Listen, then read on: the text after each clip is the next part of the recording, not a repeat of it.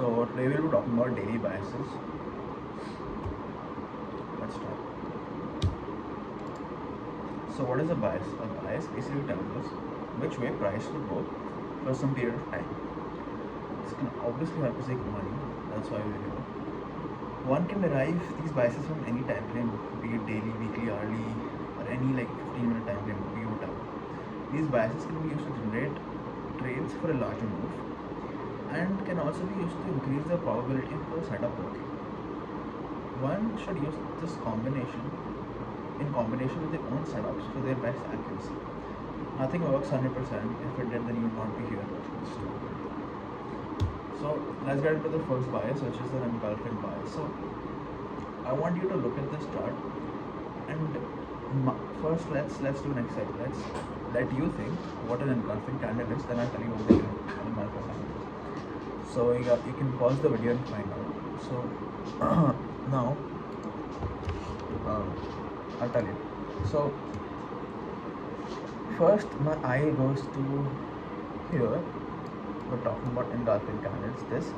Why is this an engulfing candle? Because it eats the previous candle in both the wick and the body, right? That is why I call it an engulfing candle. My definition of engulfing candle basically is that it should eat the previous candle with the wicks and also with the body. That is how you increase your probability of it working and it also being a proper engulfing. So let's try to find another engulfing, which is a bullish engulfing. This was a bearish engulfing. Let's find another one, which is a bullish engulfing. So looking at this chart, my eye goes to this area, and also if you said this area, you weren't wrong, but this is kind of a big engulfing. It's not big enough. This is big enough. It's not big enough. That's why. This big ass candle would not be engulfing because the previous candle had a wick lower. So this will not be a proper engulfing candle. Yeah, it will not. But this one, yeah, because the wick is longer, it also hits the body. Talking about another bearish one is here. Yeah, you can see it eats the wick, so it's the body, and also it's the other side of the wick, right? This is an engulfing candle on the daily chart, and as you can see, the moves after an engulfing candle are pretty huge. I wouldn't call this an engulfing candle. Pretty huge. Moving on to spike candles. So spike candles are candles that have a spike to them. They have a big wick. So looking at this chart, one candle that stands out to me is this one. This is a spike candle. This is what you would call a spike or a hammer candle. It can also be called a hammer candle. Another one is right here. As you can see, this gives you a good bias and tells you that price will move down. This also gives you a bias. This is a bullish spike, and this is a bearish spike candle or a hammer candle. You can see price went up after this, but then it went down. But also after this, price went down. So the best way to use these engulfing candles is to look at them on the daily time frame and then go to the lower time frames to execute trades. That's what I do. That's what everyone does. That makes money. Moving on to the third type of daily bias are SFPs. So talking about SFPs, these